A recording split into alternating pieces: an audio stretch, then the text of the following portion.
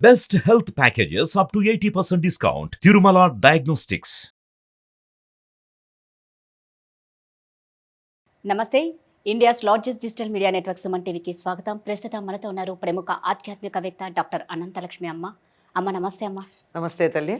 అమ్మ, అయోధ్యలో శ్రీరామచంద్రుల వారి అక్షింతలు ఇంటింటికి పంపిస్తున్నారు కదా. అవునమ్మా. అయితే ఆ అక్షింతలు వచ్చిన తర్వాత ఏం చేయాలమ్మా? అమ్మ, అక్షింతలు దేనికి పంపిస్తారు? అసలు ఈ దేనికి వస్తున్నాయి అవి?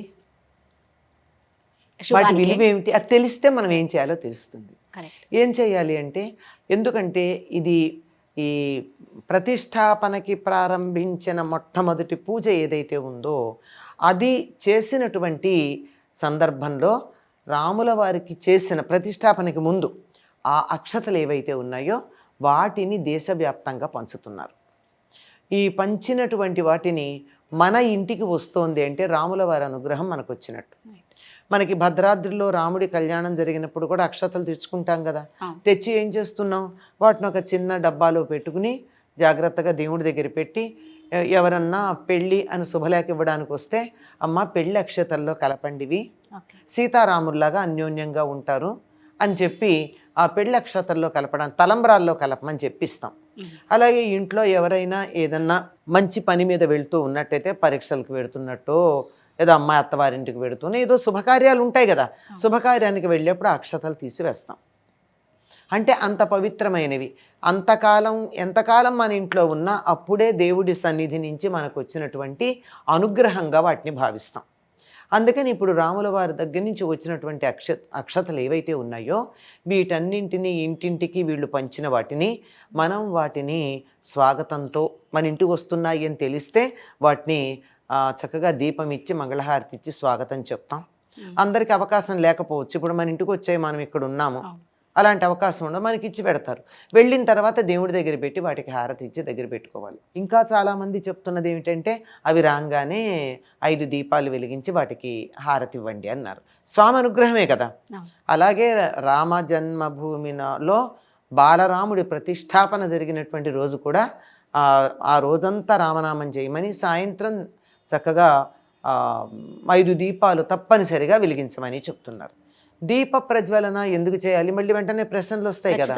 దీపం ఎప్పుడు ఆనందానికి, సంతోషానికి, అజ్ఞానాన్ని పారదోలడానికి, జ్ఞానం అనేటటువంటి కాంతిని పెంచుకోవడానికి, భగవదనుగ్రహం అనేటటువంటి వెలుగు మన మీద ప్రసరింపచేయడానికి సంకేతం దీపం. అందుకని పంచప్రాణాలు ఉన్నాయి మనకి. మన పంచప్రాణాలకి ప్రతీకగా 5 దీపాలు వెలిగించి, నా పంచప్రాణాలు నీవి, నీ పంచప్రాణాలు మా మీద ప్రసరింపచేస్తున్నావు అని చెప్పి సంకేతంగా 5 దీపాలు వెలిగించమన్నారు. అంటే ఏంటమ్మా, ఈ అక్షింతలు వచ్చిన రోజే ఇలా 5 దీపాలు? అది రామ జన్మభూమి నాడు, ఓకే, ప్రతిష్టాపన జరిగే రోజు. ఈ రోజు మనం వాటిని ఇంట్లో దేవుడి దగ్గర పెట్టుకుని వాటిని పూజించుకోవాలి. ఇంకా మరీ కొంచెమే వచ్చాయనుకోండి, మన కుటుంబంలో బోర్డు మంది ఉన్నారు, వాళ్ళందరికీ అందలేదు, మనం మామూలు అక్షతలు కొన్ని కలిపి సిద్ధంగా ఉంచి వాటిల్లో కలిపితే వీటి యొక్క శక్తి వాటికి కూడా వస్తుంది. అవి అందరికీ పంచుకోవచ్చు. అలా ఉన్నట్టయితే ఏ శుభకార్యానికి వెడుతున్నా వాటిని మనం ధరించినట్టయితే రామానుగ్రహం మన మీద ఉన్నట్టు. అంటే మీరు చెప్పినట్లు ఏంటంటే, కొన్ని ఉన్న అక్షింతల్ని మనం ఇంకా ఎక్కువ చేసుకుని మన ఇంటిలి పాది రాని వాళ్ళకు కూడా మనం పంచుకోవచ్చు. ఇప్పుడు చేస్తున్నది అదే. అందరూ అక్కడ వచ్చినటువంటివి అక్కడున్న అక్షతలే తెచ్చారని చెప్పడానికి లేదు.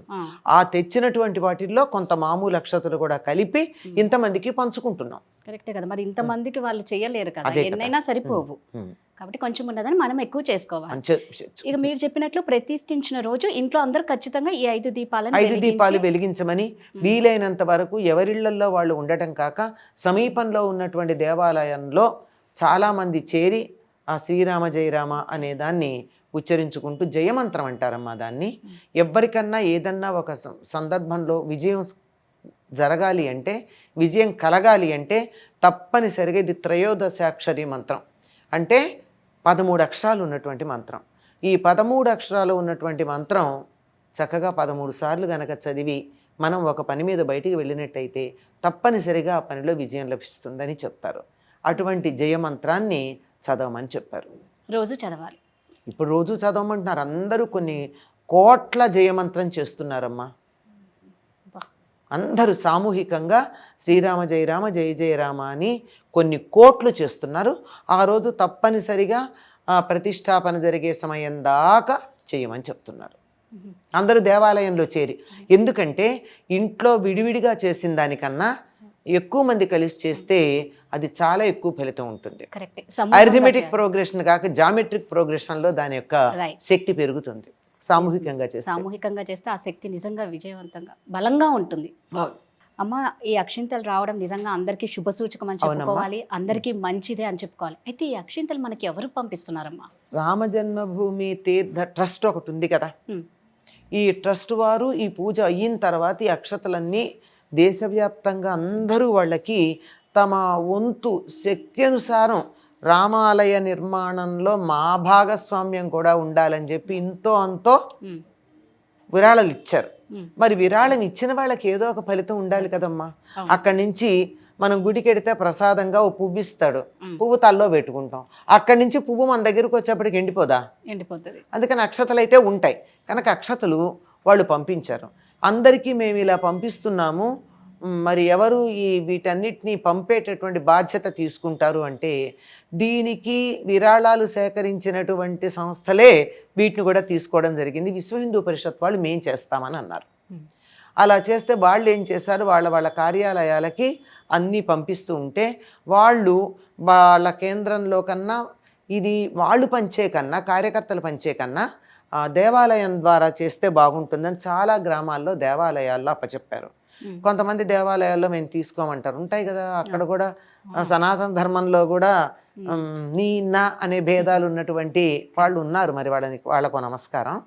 అలా ఉన్నటువంటి వాళ్ళు ఎక్కడ అందుబాటులో లేకపోతే ఈ కార్యకర్తలే చక్కగా పంచుతున్నారమ్మా. అందరి ఇళ్ళకి చేరేదాకా బాధ్యత తీసుకుని ఎవ్వరూ కూడా మాకు రాలేదు అనడానికి అవకాశం లేదు. ఎవరైనా ఇంటికి రాలేదంటే మీరు అన్నట్లు దేవాలయానికి వెళ్ళొచ్చు, లేదా ఎవరికి అందింది అందరి ఇంటింటికి తిరిగి పంచుతున్నారమ్మా. నిజానికి ఎలక్షన్స్ అప్పుడు ఓటేయమని కూడా అలా ఇంటింటికి వెళ్ళి అడగలేదు. ఈ అక్షతలు పంచడానికి మాత్రం ఇంటింటికి వెళ్ళి పంచుతున్నారు. అలా ఒకవేళ అనేక కారణాలు ఉంటాయి మనకి దొరకకపోవడానికి. ఇప్పుడు మనం ఇక్కడ ఉన్నాం, దొరకలేదు అనుకోండి, మన బంధువులు ఎవరికో ఇస్తారు, వాళ్ళ దగ్గర నుంచి మనం తెచ్చుకోవచ్చు. చక్కగా చెప్పారమ్మా, ధన్యవాదాలు. రామానుగ్రహం అందరికీ.